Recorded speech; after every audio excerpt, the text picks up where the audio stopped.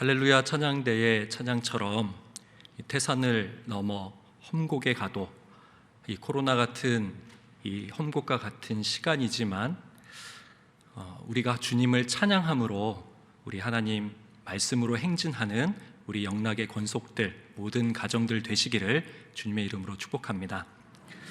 저는 오늘 여러분과 함께 배에서 내려 물 위로 걸으라 라는 제목으로 하나님의 말씀 나누도록 하겠습니다. 오늘 말씀을 보게 되면 예수님의 제자들이 배를 타고 가고 있습니다. 그러다가 거센 풍랑을 만나는 것입니다. 오늘 24절의 말씀을 제가 다시 한번 읽겠습니다. 배가 이미 육지에서 수리나 떠나서 바람이 거스름으로 물결로 말미암아 고난을 당하더라. 이 제자들이 탄 배에 이 태풍과 같이 아주 거센 바람이 불어 닥칩니다. 이 예수님의 제자들의 출신이 어디입니까?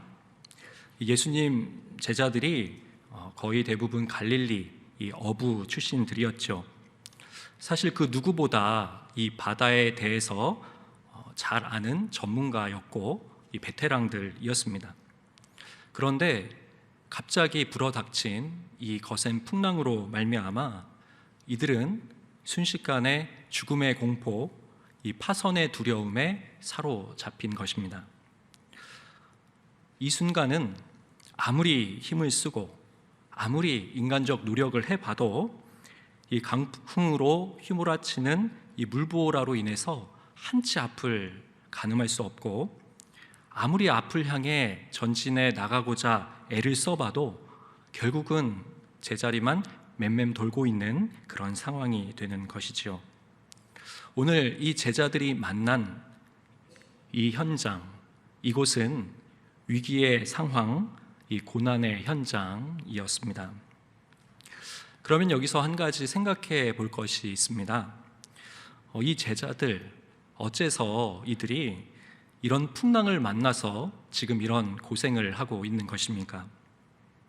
하나님께서는 이 제자들에게 이 풍랑의 시련을 통해서 무엇을 말씀해 주고 싶으신 것일까요? 이 사실을 발견하기 위해서는 오늘 같이 읽은 이 본문의 말씀에 앞서서 이 마태복음 14장에서 무슨 일이 있었는지를 알아봐야 합니다. 한번 21절의 말씀을 제가 한번 읽어봅니다. 먹은 사람은 여자와 어린이 외에 5,000명이나 되었더라. 여자와 어린이 외에 5,000명이 무엇인가를 먹었다라고 기록하죠. 무슨 사건일까요? 오병이어 떡 5개와 물고기 2마리로 수많은 사람들이 바로 배고픔을 해결했던 그런 기적의 사건이죠. 이 오병이어의 사건은 예수님의 십자가 그리고 이 부활 사건과 더불어서 마태, 마가, 누가, 요한복음 이 사복음서 전체에 공통적으로 기록되어 있을 만큼 이 초대교회의 신비하고 놀라운 충격적 사건이었습니다. 어떻게 그 날이 저문 빈들에 그것도 남자만 5,000명, 어린이와 여성까지 합친다면 대략 2만여 명으로 추산되는 이 남녀노소가 어떻게 떡 5개와 물고기 2마리로 모두가 배불리 먹고 또 12바구니가 남을 수 있다라는 것입니까? 바로 오늘 본문이 있기 전 이런 놀라운 오병이어의 기적을 체험한 것입니다. 지금 예수님께서 이 오병이어의 기적 이후에 지금 곧바로 하신 일이 그러면 무엇일까요? 22절에서 23절의 말씀을 제가 읽어드립니다. 예수께서 즉시 제자들을 재촉하사 자기가 무리를 보내는 동안에 배를 타고 앞서 건너편으로 가게 하시고 무리를 보내신 후에 기도하러 따로 산에 올라가시니라. 저물매 거기 혼자 계시더니 예수님께서 급하게 서두르시는 장면이 나타납니다. 예수님께서 즉시 그리고 이 제자들을 서둘러 재촉하는 겁니다. 예수님께서 재촉하셨다. 누군가 무엇인가 어떤 일을 하기 싫어할 때 또는 어떤 일을 회피하고 게으름 피우고 있을 때 이것을 당장 해야 한다라고 등 떠미는 것이죠. 이 모습을 보게 되면 우리가 아는 평상시 예수님의 모습과는 조금 다른 것 같습니다. 예수님께서는 항상 바쁘고 분주한 그 사역의 일정에서도 이 온유함을 잃으신 적이 없으셨죠. 영적인 평온함과 자유로움과 이 여유로움을 항상 간직하셨던 분이신데, 오늘 22절의 말씀을 보면 뭔가 예수님께서 숨가쁘게 진행시키고 계신 것입니다. 이 말씀을 요약하면 예수님께서 하신 행동을 세 가지로 정리할 수 있습니다. 첫째는 오병이어의 기적을 경험한 무리들을 해산시키십니다. 다 집으로 돌려보내시죠. 둘째는 이 제자들을 재촉하여서 배를 태워 바다로 내보내십니다. 셋째는 그리고 나서 예수님은 나홀로 이 산으로 기도하기 위해 올라가셨습니다. 예수님께서 왜 이런 행동을 하셨을까요? 지금 제자들은 방금 막 이 예수님께서 베푸시는 오병이어의 기적을 체험했습니다. 그것도 현장에서 생생하게요. 이 직접 이 놀라운 기적의 현장을 두 눈으로 보았고, 또 예수님께서 베푸신 그 기적의 현장에서 그 음식을, 그 생선과 떡을 자신의 입으로 직접 먹었죠. 오감으로 체험한 놀라운 기적 사건이었습니다. 이 사건은요, 순식간에 이 제자들을 감정적인 흥분과 이 열광의 도가니로 만든 겁니다. 제자들의 마음에 이 말로 형용할 수 없는 이 황홀한 승리감이 생기는 것입니다. 아주 자신만만한 어떤 성공에 대한 도취가 되기 시작한 것이지요. 뿐만 아닙니다. 이 오병이어를 경험한, 이 기적을 체험한 이 무리들의 반응은 어땠는가? 일종의 센세이션을 일으켰습니다. 평행본문인 이 요한복음 6장을 보게 되면은 이 기적을 체험한 이들이 열광하여서 예수님을 자신들의 왕으로 삼고자 했으니 이 무리들의 마음의 파장과 감동이 얼마나 컸었는지 가늠이 되죠. 자, 그렇다면은 방금 서두에서 말씀드린 이 예수님의 제자들이 배를 타고 가다가 지금 만난 이 풍랑, 어떻게 해서 만나게 된 겁니까? 예수님께서 만나게 하신 것이죠. 예수님께서 의도하신 것입니다. 이 오병이어 사건 이후에 재빨리 무리들을 흩어보내시고 제자들은 배를 태워 바다로 내보내신 것입니다. 혹시 예수님께서 이 제자들이 바다로 나가게 되면 이 풍랑 만날 것을 모르고 계셨을까요? 그렇지 않습니다. 예수님께서는 아셨지만 그럼에도 불구하고 이 제자들을 바다로 보내신 것입니다. 왜 그러하셨을까요? 그것은 바로 여기가 좋사오니, 이 제자들이 오병이어의 기적을 체험한 이 기적의 현장, 이 영광의 현장, 어떤 흥분과 이 승리의 현장, 그 자리에 머무는 것을 예수님 원치 않으셨다라는 겁니다. 우리 성도님들은 어떠십니까? 이 말씀을 읽으면서 들으면서 예수님의 마음이 좀 느껴지십니까? 제자들을 이 풍랑이는 바다로 내보내신 예수님의 의도, 예수님의 생각이 무엇인지 아시겠습니까? 예수님은 우리의 마음, 우리의 생각, 우리 인간의 연약한 성품을 너무나도 잘 아시는 겁니다. 우리는 조금만 일이 잘 풀리고 또 조금만 하나님의 형통케 하시는 그 도우심으로 어떤 작은 성공을 경험만 하게 돼도, 하나님의 영광을 맛보게 되면 금세 교만해집니다. 금세 자만해서 자아도취에 빠지는 것이죠. 그때부터는 더 이상 하나님도 보이지 않고 예수님도 찾지 않는 것입니다. 그냥 지금 이 상태 그대로가 너무 좋다라고 느끼는 겁니다. 오늘 이 제자들의 마음이, 그들의 심령의 상태가 이와 같았기 때문에 예수님께서 이 제자들을 바다 한가운데로 보내신 것입니다. 예수님께서는 이 바다에서 만난 이 풍랑이라고 하는 고난을 통해서 이 점점 교만해지는 마음, 이 완고해지는 제자들의 심령을 다시금 깨트리고 그들을 새롭게 하시기 위해서 그곳으로 보내신 것이죠. 우리도 인생을 살아가다 보면 갑자기 예기치 않은 고난과 고통을 만나기도 합니다. 갑자기 뜻밖의 건강에 이상 신호가 오기도 하죠. 경제적인 어려움을 겪기도 합니다. 갑자기 회사에서 사직 통보를 받고 실직을 하기도 하고요. 자녀들이 심각한 문제에 봉착하기도 합니다. 이런 힘든 시간이 주어질 때에, 고난의 순간이 찾아올 때에, 그래서 이 길을 나 홀로 무거운 십자가를 지고 걷는 것 같은 그런 고통의 그 순간에 사실은 그 배후에는요, 우리가 다 알 수는 없는 이 전지전능하신 하나님의 신비한 섭리 가운데서 이 허용된 고난이 있다라는 것입니다.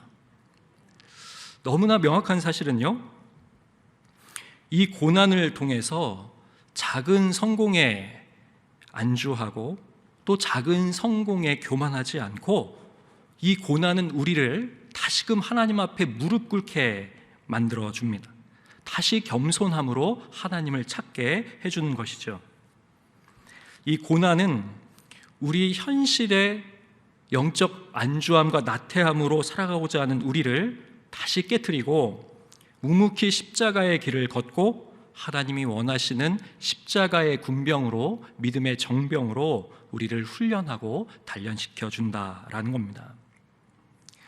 오늘 이 예수님의 제자들이 이 바다에서 이 불어닥친 이 거센 풍랑과 이 생사를 알 수 없는 사투를 벌이죠. 이제 그러던 중 이제 어떤 일이 일어납니까? 25절의 말씀을 제가 한번 읽어드립니다. 밤 사경에 예수께서 바다 위로 걸어서 제자들에게 오시니, 25절 말씀을 보니까 밤 사경에, 이 성경이 말하고 있는 이 밤 사경은요, 오늘날 새벽 3시에서 4시 정도를 가리킵니다. 보통 많은 신약 성서 이 주석학자들이 이 예수님의 제자들이 이 오병이어 사건 이후 이 예수님의 재촉을 받아서 배에 탑승한 시각을 초저녁인 오후 6시 정도로 동일한 견해를 보이고 있습니다. 만약 이것이 사실이라면은 이들이 도대체 얼마나 긴 시간을 이 바다 위에서 표류한 것입니까? 약 9시간의 시간이 지금 흘러간 것이죠. 이 새벽 3시라고 하는 시간을 한번 생각해 봅시다. 이 새벽 3시는 이 어두운 밤 가운데서도 정점에 있는 시간 아닙니까? 가장 어둡고 가장 춥고 가장 깊고 가장 황량한 시간입니다. 제자들은 이미 이 사경이 됐을 때에 거의 모든 것을 자포자기하는 상태에 이르렀을 것입니다.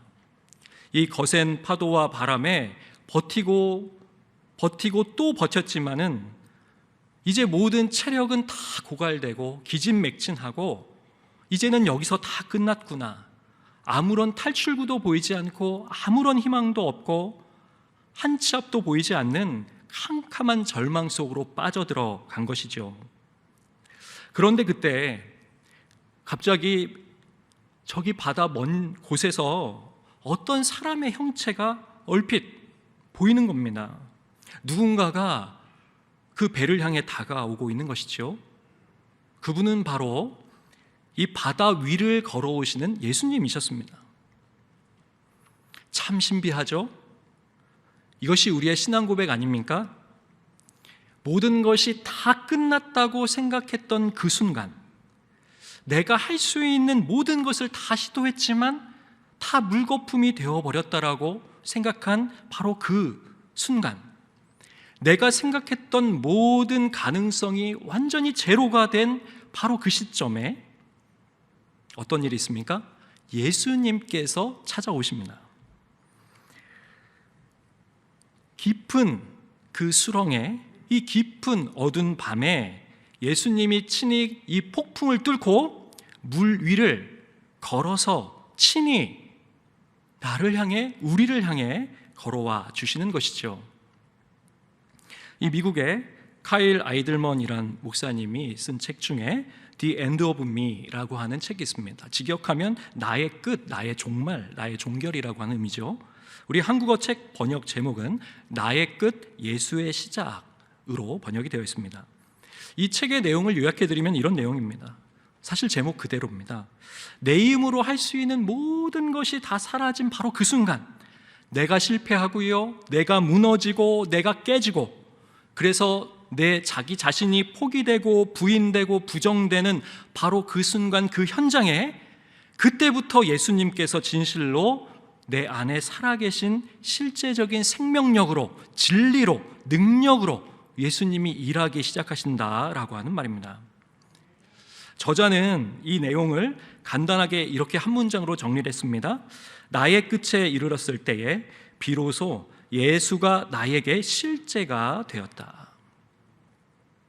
내가 부여잡고 있는 모든 것을 내려놓는 바로 그 순간, 그 자리가 예수님께서 진정한 인생의 주인이 되어주셔서 예수님이 펼쳐가시는 이 영적 삶이 시작된다라는 것이죠. 지금 제자들이 이 끝의 순간을 맞이한 것이죠. 그 예수님의 제자들이 배에서 경험한 일입니다. 이렇게 배에 타고 있던 제자들, 다가오시는 주님을 바라보고요, 이 베드로가 이렇게 말합니다. 베드로는 역시 무엇인가 남다른 제자이죠. 28절과 29절 말씀을 제가 읽어드리겠습니다. 베드로가 대답하여 이르되 주여 만일 주님이시거든 나를 명하사 물 위로 오라 하소서 하니 오라 하시니 베드로가 배에서 내려 물 위로 걸어서 예수께로 가되. 한번 이 베드로에게서 나타나는 그의 말과 그의 행동을 유심히 잘 살펴보시기 바랍니다. 베드로는 예수님이 찾아오시는 그 기회와 순간을 놓치지 않았습니다. 베드로는 이 고난의 한복판, 이 풍랑이는 바다 위를 걸어서 오시는 이 예수님께 더 가까이 발을 내밀어 나아가길 원하는 거죠. 그래서 베드로가 예수님을 향해 요청합니다. 만약 주님이시거든, 예수님이시거든 저도 물 위를 같이 걷고 싶습니다. 굉장히 적극적인 믿음의 요청이죠. 다른 제자들은 배 안에서 어안이 다 벙벙한 상태입니다. 혹시 유령이 아닌가? 도대체 저 실체 없는 저 형상은 무엇인가? 그런데 그때 베드로는 담대하게 예수님과 함께 물 위를 걷기를 요청드렸습니다. 그러자 예수님이 어떻게 응답하시죠? 오라 말씀하셨습니다. 그 즉시 베드로는 그 말씀에 순종하여 배에서 발을 내립니다. 그리고 그 물 위에 섭니다. 그리고 그 물 위를 걸어서 예수님께로 나아가기 시작합니다. 이로써 예수님을 제외하고 인류 역사상 전에도 없고 후에도 없을 이 물 위를 걸은 이 최초의 인간, 그 사람이 바로 베드로가 됐죠. 오늘 이 베드로의 모습을 통해서 우리가 깨닫게 되는 것이 무엇입니까? 그것은 이 무엇보다 이 베드로가 가지고 있는 이 영적 도전 정신입니다. 베드로는 가만히 배에 앉아서 기다리고 안주해 있기를 원치 않았습니다. 베드로는 배에서 나와 물 위를 걷기를 원했죠. 이 자리에 혹시 베드로처럼 물 위를 걷고자 하시는 분이 있습니까? 그렇다면 일단 배에서 나와야 합니다. 배 밖으로 나오지 않고는 물 위를 걸을 수가 없는 거죠. 이 배란 뭘까?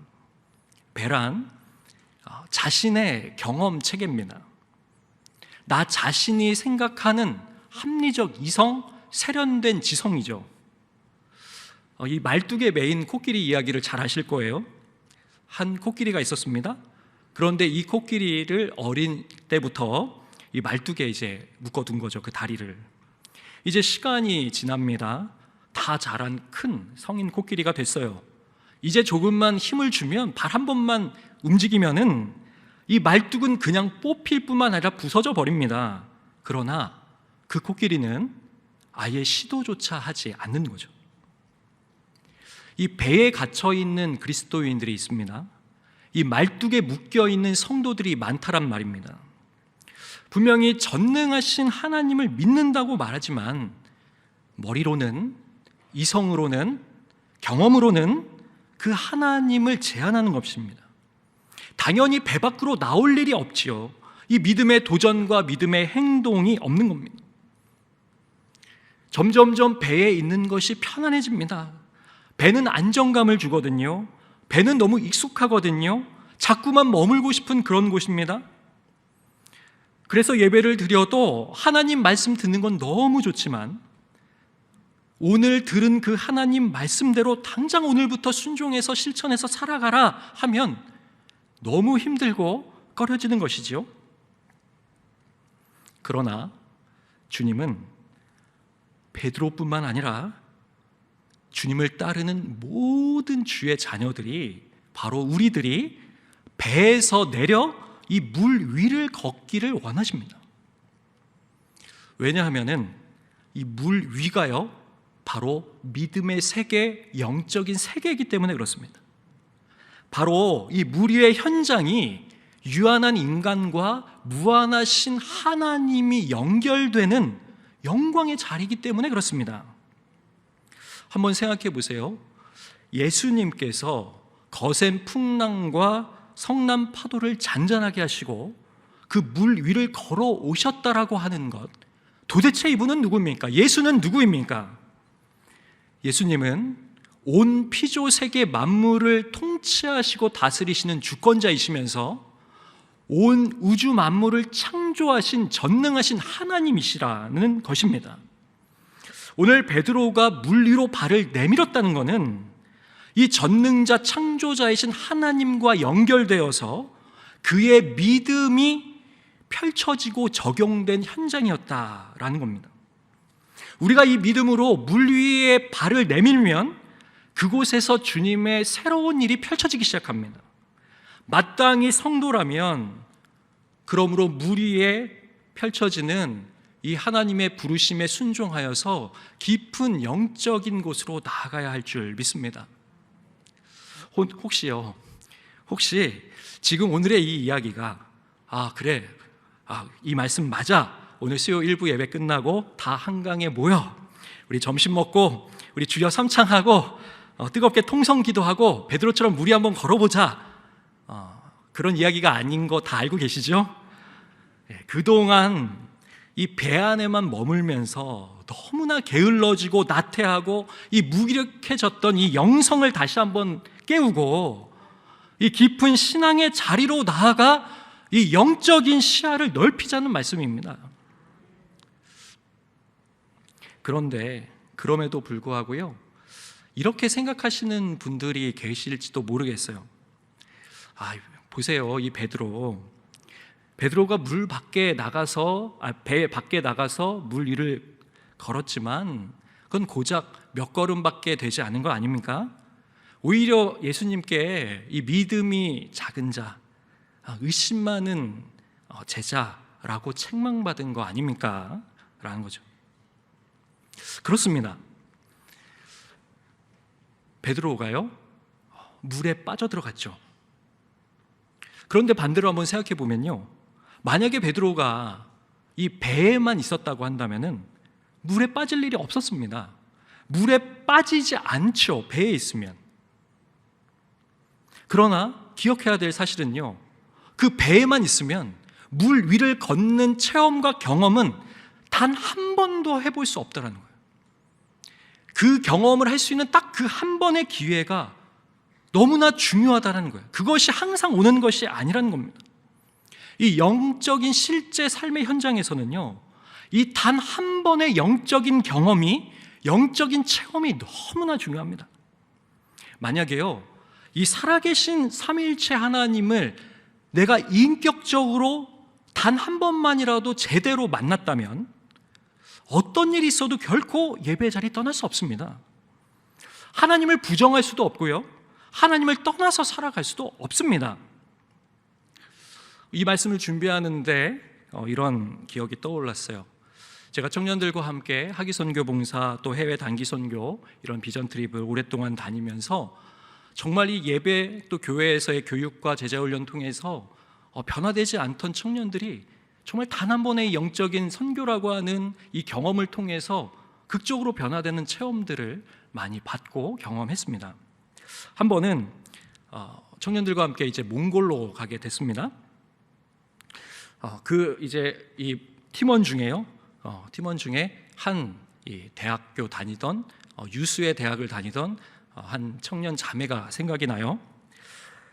이제 이 몽골 땅이 얼마나 넓습니까? 그런데 시설은 굉장히 좋지 않죠. 한 15인승 정도 되는 아주 오래된 낡은 차 하나 타고 팀원 15명이 그곳에 다 타고 이제 목적지를 향해 가는 겁니다. 몽골 초원을 달리는 거죠. 한 17시간 정도를 쭉 타고 가야 됩니다. 이 날씨는 너무 덥지, 길은 비포장 도로지 막 허리가 아파오지, 너무너무 힘들죠. 그런데 이 버스가 너무 낡다 보니까 그 버스 밑판과 옆 창문과 이 문으로부터요, 이 먼지가 막 스물스물 올라오는데 한 5분만 돼도 물티슈로 여기를 닦으면 시커멓게 이제 그 먼지가 묻는 거죠. 그렇게 막 그곳을 이제 주구장창 달리는데 이 자매가 엄청 신경질적이고 정말 불평과 원망이 너무 큰 자매였어요. 제가 아직도 잊혀지지 않습니다. 그 먼지, 들어오는 그 먼지를 막 찡그리면서 손수건으로 입을 부여잡으면서 아유, 내 머리카락 이게 얼마짜리 지금 머리 한 건데 그게 지금도 생각이 나요. 내 머리 이거. 근데 지금 생각해 보면은 아니, 선교를 오는데 그 비싼 머리를 왜 하고 온 걸까? 근데 어쨌든 그 자매는 여기 오기 전에 이 선교를 약간 여행이라고 생각을 한 것인지 너무나 비싼 돈을 들여서 이제 헤어 스타일링을 하고 온 거죠. 그래서 여기 괜히 왔다고, 내가 이런 데인 줄 모르고 왔다고 그냥 엄청 불평하면서 다녔습니다. 그런데 이 선교의 중심이 뭡니까? 예수 그리스도를 전하는 것이죠. 복음의 증인되는 일을 감당하는 거죠. 이제 하루가 가고 이틀이 가고 이 복음의 사역들을 감당하면서 이 자매가 은혜를 받기 시작한 겁니다. 나중에 돌아올 때 어떻게 되느냐? 아주 순한 양이 됐어요. 그래서 이 몽골은 물이 귀하지 않습니까? 물이 거의 없어요. 그래서 며칠 한 3, 4일 저희가 머리 못 감고 다녔는데 전혀 불평하지 않아요. 기뻐해요. 내가 주님의 복음에 참여했다, 내가 이 복음의 증인이 됐다. 오히려 기뻐하고 즐거워하고 나중에 간증했습니다. 나중에 한국에 귀국해서도 청년부에서 리더로 열심히 충성봉사하고 열심히 섬겼죠. 정말 이 선교라고 하는 그 단 한 번의 경험이 우리 청년 자매의 놀라운 변화를 가져오게 된 거죠. 이 믿음의 도전을 한 사람에게만 주시는 하나님의 특별한 은혜가 있습니다. 사실 이 베드로 보면 비몽사몽간에 하여튼 무리를 걸었습니다. 근데 이제 정신을 차려보니까, 정신이 딱 드니까 무슨 마음입니까? 어떻게 무리를 걸을 수 있지? 사람이 어떻게 무리를 걷지? 다시 이 믿음에서 이성으로 초월해서 이 유한함으로 다시 내려오니까 그가 이제 물에 빠지기 시작했던 것이죠. 사실은 이것이 우리의 모습과 얼마나 유사합니까? 하나님의 충만한 영광을 경험하고 임재를 누리고 뜨겁게 부르짖고 주님 앞에 감격의 예배를 드리고는 그래, 이제 결심했어, 이제 새로운 삶 살 거야, 내가 이 문을 나서면, 교회 정문을 나서면 세상 가운데 말씀과 기도로 성령 충만한 그리스도인으로 내가 담대하게 살아갈 거야 하고 문 밖을 나서는데 작심삼일이죠. 3일도 못 가서 온데간데 없이 정말 밥 먹는 거 한 끼 때문에, 또 정말 오늘 또 무슨 옷을 입을까, 이런 걱정과 염려로 그냥 이 세상 가운데 파묻혀 살아가는 것 같죠. 만약에 이 베드로가요, 정말 이 바람을 보고도요, 우리 믿음의 주님, 우리를 온전케 하시는 그 주님만 똑바로 바라보고 한 분만 바라보고 끝까지 걸어갔다면은 소금쟁이 됐을 거예요. 물에 빠지지 않았을 겁니다. 영원히 물에 빠지지 않고 이 물 위에 둥둥 떠 다녔겠죠. 자, 그러면 여기서 한번 생각해 봅시다. 오늘 물 위를 걷다가 빠진 베드로, 그는 실패자입니까? 이것이 의심 많은 베드로의 너무나 치명적인 약점, 부끄러운 실수가 된 겁니까? 그렇지 않죠. 이 믿음으로 힘차게 발을 디뎠지만 다시 믿음에 연약해져서 수렁의 물 가운데 소용돌이에 빠져 들어갈 때에 베드로가 이렇게 외쳤죠. 주님 도와주세요. 주님 구해주세요. 주님 역사해주세요. 그렇게 외치니까 예수님께서 어떻게 하셨습니까? 즉시 손을 뻗어서 베드로를 물 위에서 건져주셨다라는 겁니다. 물 위로 믿음의 도전을 했기 때문에 도전한 것 자체를 주님이 인정해 주신 겁니다. 그래서 그 물 위에 빠져 들어갈 때 주님께서 넘어지는 그 순간에, 물에 빠지는 그 순간에 그를 붙잡아 주셔서 다시 일으켜 주시는 은혜를 베드로가 체험한 거죠. 베드로는 물 위를 걷는 기적만 체험한 게 아닙니다. 물에 빠져갈 때 주님이 구원해 주시는 기적 또한 같이 경험한 것이지요. 아주 여기에 중요한 영적인 원리가 있습니다. 하나님께 우리의 모든 것을 내어 맡기고 나아가게 되면은 우리의 연약함과 부족함 가운데서도 우리가 무너지고 또 연약해서 쓰러진다 할지라도 주님이 또 다른 찬스, 또 다른 기회를 주십니다. 주님께서 새로운 힘과 능력을 허락해 주시는 것입니다. 한 아기가 태어나서 이 아장아장 걸음마를 배우기까지는요, 하루에 평균 20번, 평균적으로 통상 3,000번의 넘어짐이 있다고 합니다. 만약 이 아기가 3,000번 넘어지는 게 너무 무섭고 두려워요. 그래서 나 그냥 안 걸을래 하고 한 번도 이 3,000번에 도전을 하지 않는다면 그 아이는 평생 걷지 못하는 거죠. 오히려 그 아기가 무수히 넘어지는 이 과정을 통해서 두려움을 점차 없앱니다. 그리고 다리 근육이 단단해지고요, 몸의 밸런스, 균형을 맞출 수 있는 법을 스스로 익히는 거죠. 이렇게 3,000번 넘어졌다 일어났다 하면 이 아기는 비로소 대견하게도 두 발로 그 땅 위에 서 있을 수 있다라는 겁니다. 아까 말씀드린 작심삼일, 이것도 한번 다르게 생각해 보면요, 만약에 이 작심삼일을 계속하면 어떻게 됩니까? 3일 하고 또 다시 3일 시작하고 이렇게 100번만 하면요, 300일 가면요 1년이에요. 1년 동안 작심삼일 계속하면요 뭔가 긍정적 변화가 있지 않겠습니까? 명과 영적 좋은 습관들이 내 안에 자리 잡지 않겠습니까? 중요한 것은요, 배에서 나와서 물 위를 걷는 겁니다. 그 시작을 해야만 변화가 시작된다라는 것이죠. 거센 풍파는요, 어제도 있었고 오늘도 있고요, 내일도 있을 겁니다. 코로나 도대체 이게 5만 명, 10만 명, 20만 명 어디까지 갈까요? 계속해서 거센 세상에 풍파가 있죠. 그런데 주님은 뭐라고 하신지 아십니까? 그 현장의 중심으로 오라고 말씀합니다. 저는 오늘 우리 영락에 사랑하는 성도님들이요, 바로 이 오라는 주님의 말씀에 의지해서 이 믿음의 행진을 하시는 성도님들 되시기를 주님의 이름으로 축복합니다. 끝까지 주님 바라보시면서요, 넘어져도 다시 일어나 주님 바라보시면서 행진해 나가시기 바랍니다. 그러면 주님께서 은혜 주십니다. 그것을 돌파할 수 있는 힘을 주실 줄 믿습니다. 하나님이 예비하신 너무너무 깊고도 넓은 주님의 임재를 체험할 줄 믿습니다. 예수님은 과거나 현재나 미래나 영원토록 변함없이 우리를 부르시는 주님이시기 때문에 그렇습니다.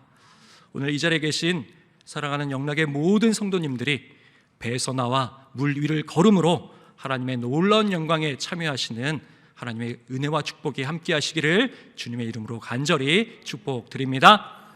기도하겠습니다. 전능하시며 신실하신 하나님 아버지, 저희의 믿음을 더하여 주시옵소서. 하나님, 배 밖을 나가 믿음의 행진을 이어나갈 수 있는 우리 영락의 권속들 다 되실 수 있도록 성령 하나님 기름 부어 주시며 성령으로 역사하여 주시옵소서. 이 모든 것 감사드리며 우리 주님 예수 그리스도의 이름으로 기도드립니다. 아멘.